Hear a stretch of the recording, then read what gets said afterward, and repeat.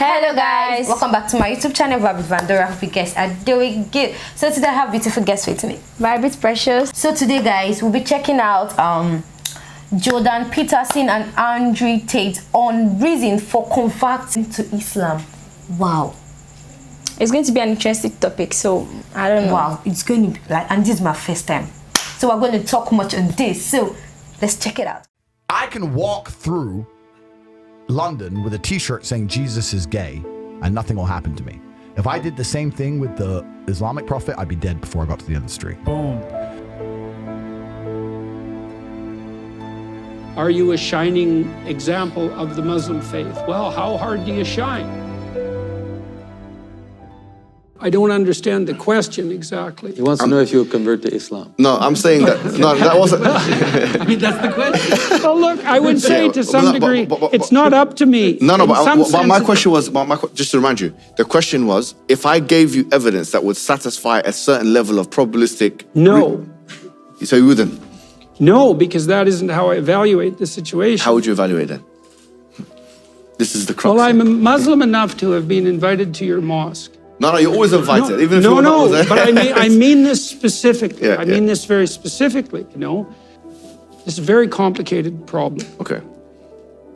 You know, when people meet me on the street, they'll say things like, I met a couple of Orthodox Jews in New York, and they said to me on the street that they call me rabbi, which was, it's a hell of a thing to hear, you know. And so, and then I have Muslim people who are listening to my biblical lectures, and, you know, they say, well, Peterson doesn't know it yet, but he's really a Muslim, and that's an honor, you know. Let's talk about proof, you know. Well, for me, the proof of faith is the attractiveness of its adherents. And that's something to think about, right? Well, are you a shining example of the Muslim faith? Well, how hard do you shine? Trying to understand the Christian doctrine of the Word and its relationship to the Jewish prophetic tradition for a long time. And I know that Christ is a central figure in Islam as well. I mean, the Christians make the claim that Christ is the Son of God, right? He's the Messiah himself. And it's very difficult, if you're going to be a Christian, not to accept that claim. And I think the notion that the free, truthful word is the fundamental redeeming force, I believe that's true. I think it's true literally, and I think it's true metaphorically, and I suspect it might be true religiously, although I'm not exactly sure what that means. And I think part of the stumbling block for me in relationship to Islam, I can understand Christianity in relationship to Judaism, but I can't understand Islam in relationship to Christ, because I understand the Christian idea that Christ was a transcendent consequence of the prophetic tradition, and the Christian insistence that his life is associated with the divinity of the Word, and that is in some sense a final statement. And so I don't understand how Islam moves beyond that and still places Christ in a place of centrality. The Muslim theology, it's a radical monotheism that even I think it transcends the monotheism of Judaism, which has some anthropomorphic elements in it that the Muslims would not accept. But generally, the Jews and the Christians agree on the theology. Rabbis, I've had many talks with rabbis, and they see Islam. In fact, Kohler says that Muslims were always seen as full proselytes of the Noahidic laws, whereas Christians were not because of the Trinity. So the Trinity is, you know, the principle of the triad is, you know, in Plato in the Timaeus talks about that. So the principle of the triad is a very powerful principle. And there are many, many trinities in the world that we see. If I had to bet on one religion as if I were betting on the stock market for the future, you have to bet on Islam. Because Muslims are intolerant. And I'm not saying that disrespectfully, because if you're tolerant of everything, then you stand for nothing. Yeah. Facts. Christians are so tolerant now. You don't believe it. They have gay pastors that I'm not even anti-gay, but if the book says don't have, like, what do you believe in now? Right, yeah. If you're tolerant of everything, you stand for nothing. I can walk through London with a t-shirt saying Jesus is gay and nothing will happen to me. If I did the same thing with the Islamic prophet, I'd be dead before I got to the end of the street. Boom. That's how much they believe and respect. And I respect people who stick up for what they believe in. Yeah. It's not even about me believing in it. I respect them because they believe and they will defend. Muslims are the only people who will defend their religion. They will defend their beliefs. They refuse to be mocked. They refuse to be insulted. And I respect that about them. I was born in a Christian country. I was raised as a Christian.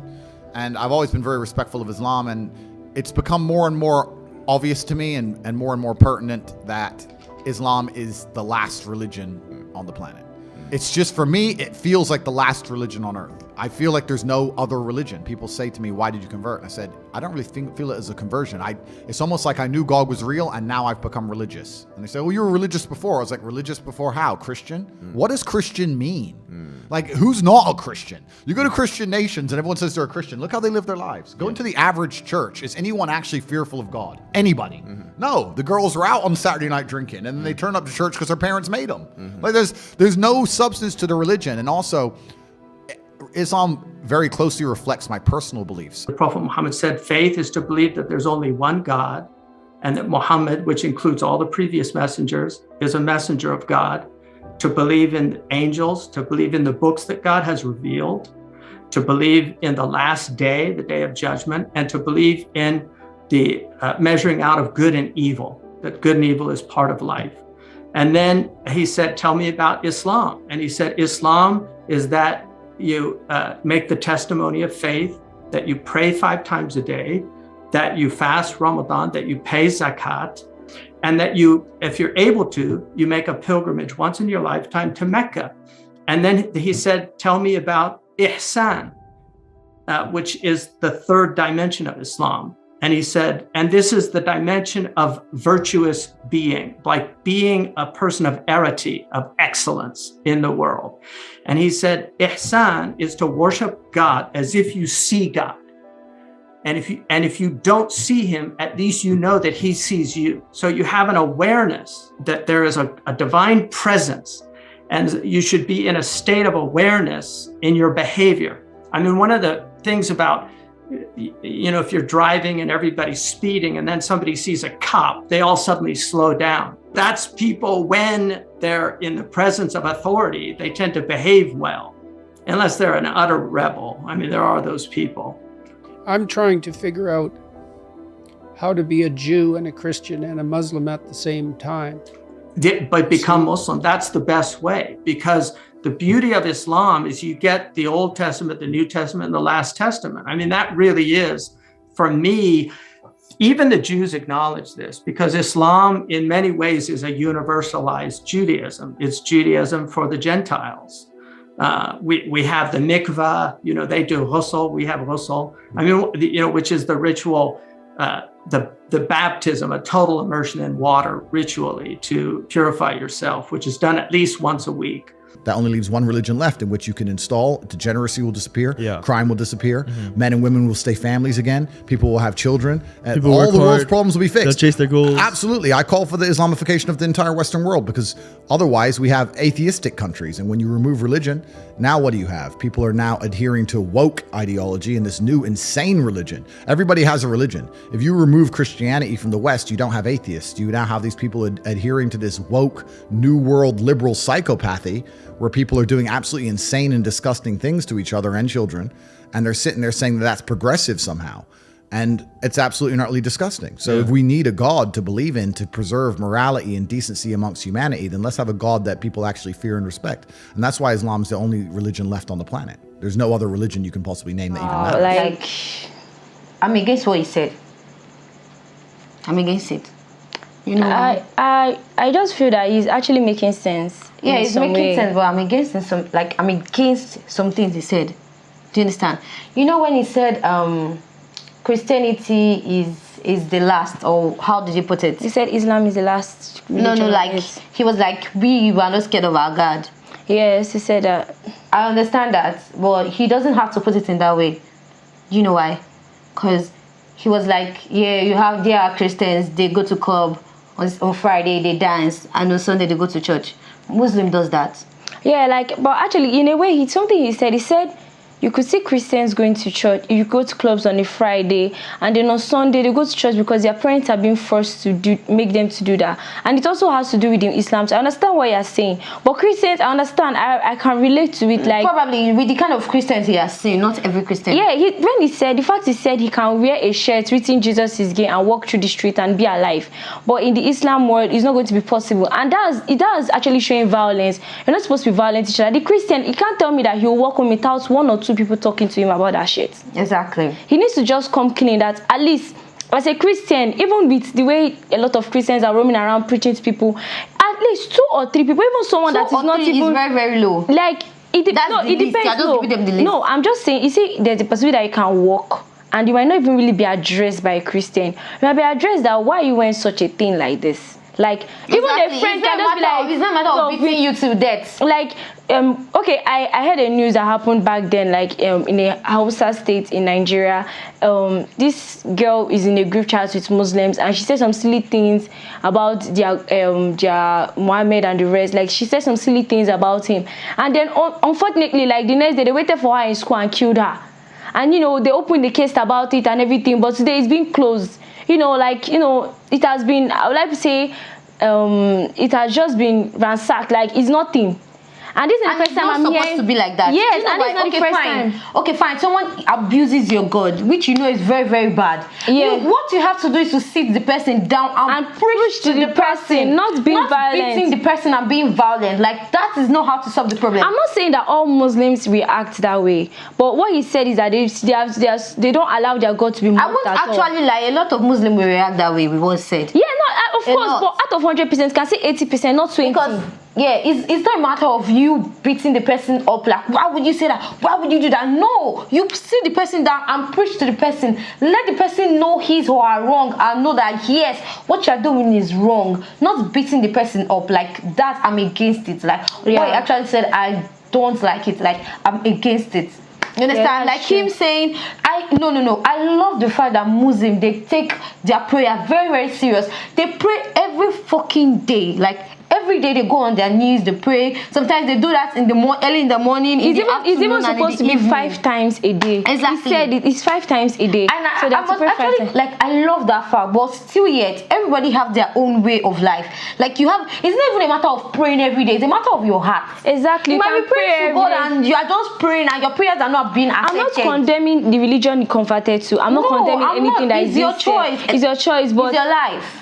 The fact that he's coming from a Christian home and then has these things to say, I feel he needs a better understanding from either his mom or his pastor. I said, like, even yourself, within yourself, like, I don't actually like it. I'm not against you converting. And I feel one of the easiest religion to really be in is Christianity. You don't need to really go to a church before you know you're A1. Okay, like he said now, your parents will force you on Sunday. Do you know, not all Muslim. I do have Muslim friends.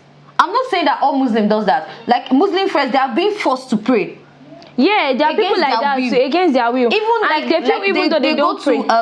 They go for Ilekeu. Yes. They force them to go. Not that they want to do not it. Only few want to do it. Exactly. It's just like same thing to the church. It's not even when you're going to church every time. You can't even really pray in your mind. You can't every time. You can't even really say it's a force because it's a training. Just like the way you don't want to go to school and you are being made to go to school. You can say it as a force. You can also say it as something you want to do willingly. Every little child, child of 3 years, 2 years, doesn't know what is church, doesn't know what is school, doesn't know what anything. And let's say that child is watching a cartoon now, and you'll be like, let's go to church. Like, no, I don't want to go. Let's go to school. No, I don't want to go. But if you train them to do that thing, they'll see it as an habit. At least, your child goes to club on a Friday now, and you make her go to church on a Sunday. At least you don't know the kind of preaching that can lead your child to, confess their sins and be like, oh, I'm not going to go back to this thing anymore. Yeah. This thing is vanity. You know what you need to do. That's the work of being a mother or a father or a guardian. You have to train them. You have to force them to do it until they know the value of why you're forcing them to do it. Because even the Muslims can't tell me that a child woke up one morning and decided to always be going to mosques willingly.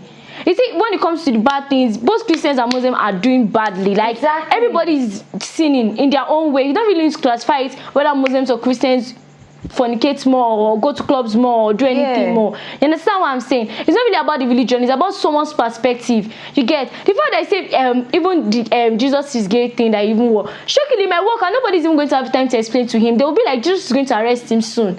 Isn't that what they call you be on your own and then you are being arrested by God? Like, you just start speaking in tongues and you feel that you are filled with the Spirit and you know that, okay, something is wrong with you. Even within yourself, like you're putting on such shirts. Exactly, such shirts. Even as a Muslim. Even as a Christian, I can't even wear a shirt that is written Muslim is trash or Allah is a gay. Like, why would you even buy That's just the funniest thing. Like, why would they even print out such things? And even as a Muslim person will even ask you that, why you wearing this kind of thing? Because it's almost the same thing. Christianity and Islam, there's no much difference. Exactly. Their God is being called Allah. Our God is being called God. And apart from the normal local languages, we do call Him. That's all. Islam alone has this universal language, which is Arabic. But the Christianity is not like that. It's English. And then we have, you will say the Igbos can speak it their own way. The Yoruba, different languages. Do you understand? But Islam is based on Arabic. So it's Allah. Anywhere you go to, whether you are from Russia or you're from anywhere. You call Him Allah, not God. And do you understand? Serving God is something you should do willingly.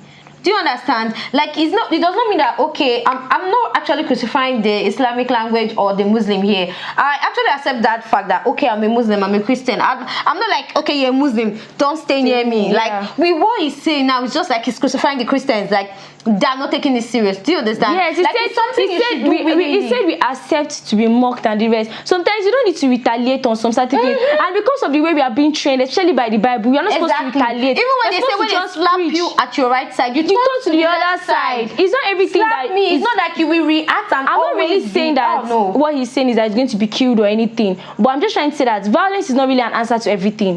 That's just it. What he's feeling now is actually supporting violence. Yeah, like why would you tell me that? Okay, because even one thing is freedom of what you want to do. A non-Christian will come and meet you and be forcing you to pull it off or coming to it's not like they'll slap you. What do you wear? Why would you wear this kind of thing? You wear it because you want to wear it. You wear it because you want to wear it. Even within yourself, when they look at you, yourself within you live in your house, how comfortable are you feeling? Regardless of the religion you are in. Like, please, how comfortable are you? There's even some write-ups that don't even really need to be Jesus is gay. There's some write-ups that you see, you want to buy this. There's some write-up, like even the drawings on it, you see like a skull and the rest. And okay, fine, you could actually wear it, something like that. But if you see it's a bit, giving this kind of energy, giving this kind of negative energy in the shirt, I'm like, I can't buy this. They'll just draw something like me. I'm talking devilish. Okay, now let's just say, okay, I'm a Christian now. I want to get shirt. Then I see when they draw Allah or something like that, then they put this kind of sign, fuck you. Like, that kind why of would I get that kind of shirt? Do you understand what I'm saying? I'm not trying to be against them, and